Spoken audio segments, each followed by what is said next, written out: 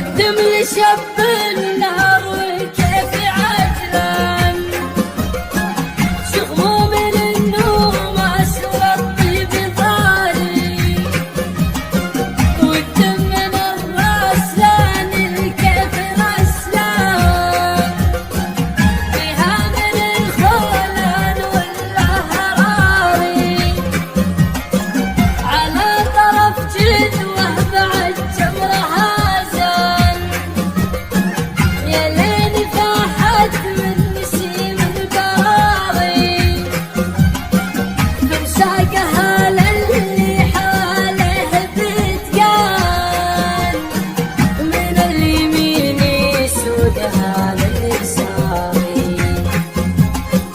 فنجالها يجري عمس كل عمسان